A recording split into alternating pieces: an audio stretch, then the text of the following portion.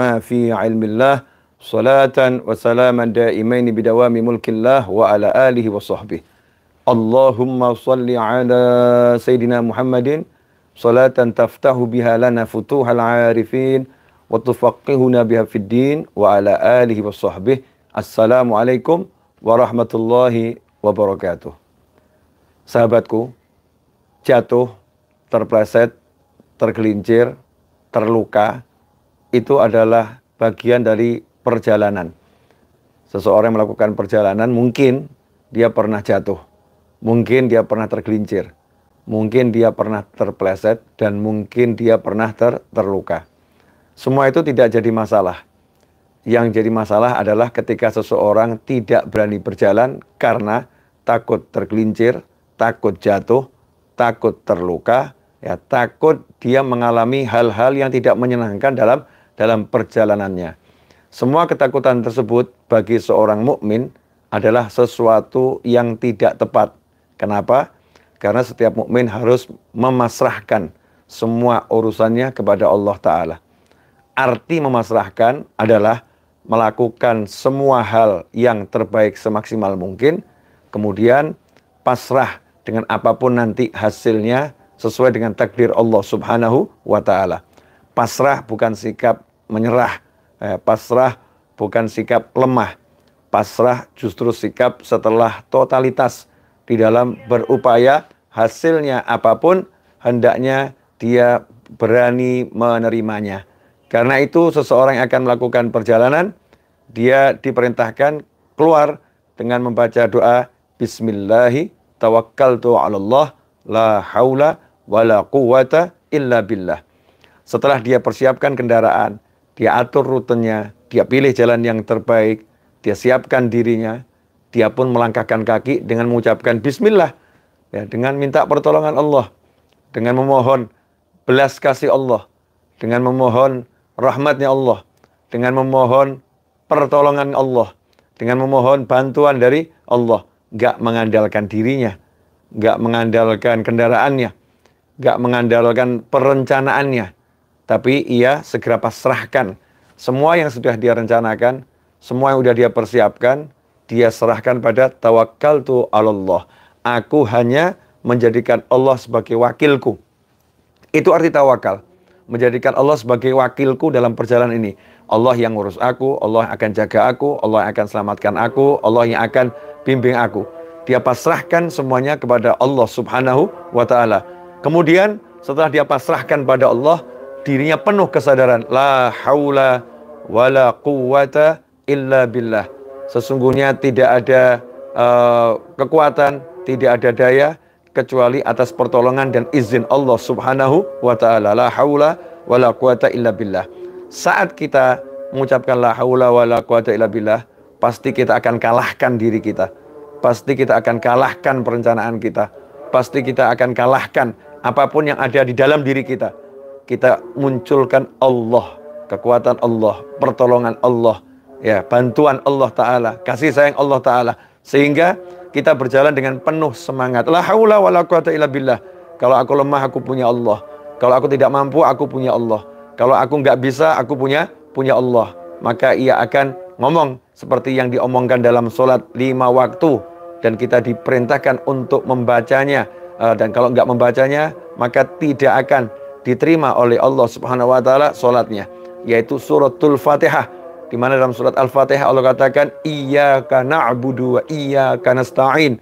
Hanya kepadamulah kami ini menghamba, hanya kepadamulah kami beribadah, dan hanya kepadamulah kami mohon pertolongan. Iyyaka nasta'in, iyyaka na'budu wa iyyaka nasta'in, dan hanya kepadamu ya Allah kami mohon pertolongan. Tidak minta tolong sama usahanya, nggak minta tolong sama perencanaannya, tapi minta tolong hanya kepada Allah. Saat itulah muncul semangat. Kalau aku nggak bisa, Allah akan buat bisa. Kalau aku lemah, Allah akan buat kuat. Kalau aku bodoh, Allah akan buat pintar. Kalau aku nggak mampu, Allah akan buat mampu. Kalau aku, maka Allah. La haula wala quwata illa billah. Inilah semangatnya orang-orang yang kenal Allah. Ya, tapi beda kalau kita ini dikuasai nafsu, kita dikuasai hawa, kita dikuasai setan, kita dikuasai oleh pikiran kita sendiri. Kita nggak mau pakai aturannya Allah. Kita nggak mau pakai apa yang sudah disiapkan oleh Allah Subhanahu wa taala, maka seakan-akan kita berperan menjadi Tuhan. Ya, kita berperan menjadi yang maha menguasai jagat raya. Kita nggak pakai Allah, tapi kita pakai menurut saya, kalau saya, jika saya, dan saya sudah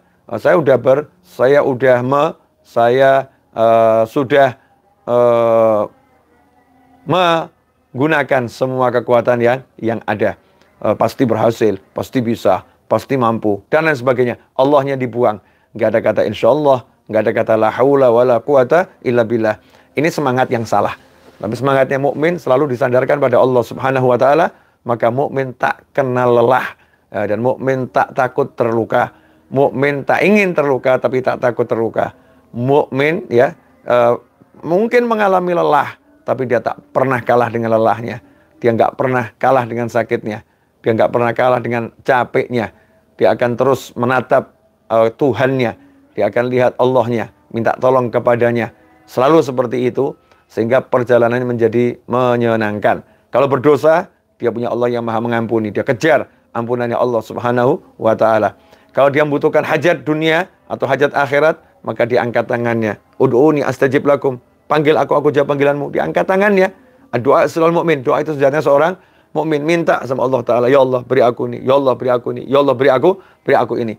Selalu dikaitkan hatinya, ditautkan hatinya dengan Allah Subhanahu wa ta'ala. Karena itu saudaraku, bersemangatlah dalam perjalanan hidup ini. Jangan pernah menyerah. Apapun masalahnya. Ya, apapun masalahnya. Apapun bebannya. Seberat apapun deritanya. Jangan pernah menyerah. Karena Allah akan selalu menolong hambanya. Allah akan selalu membela hambanya. Kalau hamba itu memang mengandalkan Allahnya. Kalau hamba itu memang mengutamakan Allahnya. Kalau hamba itu mengalahkan ego dan dirinya. Tapi kalau kita andalkan diri kita, maka Allah akan katakan, urus dirimu sendiri. Dalam arti Allah marah. Dalam arti Allah lagi murka kepada kita. Sehingga kita dibuat tidak kenal Allah. Kita dibuat tidak kenal minta tolong sama Allah. Kita dibuat tidak kenal aturannya Allah. Kita dibuat jauh dari aturannya Allah Subhanahu wa ta'ala. Itu orang yang terhijab. Na'udzubillah min dzalik. Al-hijab azab. Sebagaimana dikatakan oleh para ulama, hijab itu azab.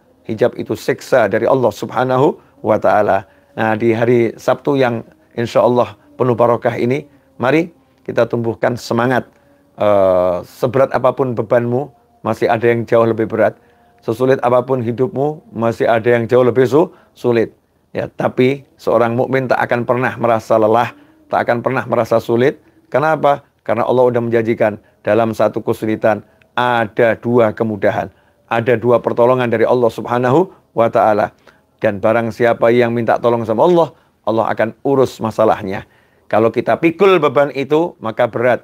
Tapi kalau kita minta tolong orang lain yang memikulnya, mengangkatnya, maka kita tak akan pernah merasakan berat. Kalau baru dipikul sama orang lain nggak merasa berat, bagaimana kalau kita minta Allah yang mengangkat dan menyelesaikannya? Pasti semuanya jadi ringan. Tapi ketika kita mau angkat sendiri, kita merasa menggunakan kemampuan kita sendiri, mungkin kita akan jatuh terjerembab dan kita tertimbun beban-beban tersebut. Na'udzubillah min dzalik. Nah, semoga kajian singkat ini barokah dan manfaat. Bagi yang belum menunaikan sholat zuhur dan sudah masuk waktu zuhur, maka bersiap-siaplah untuk menaikkan sholat zuhur berjamaah. Insya Allah dengan berjamaah hidup jadi barokah. Hakadzab alfu minkum. Wa sallallahu ala sayyidina Muhammadin wa alihi wasallam. Walhamdulillahi rabbil alamin. Wassalamualaikum warahmatullahi wabarakatuh.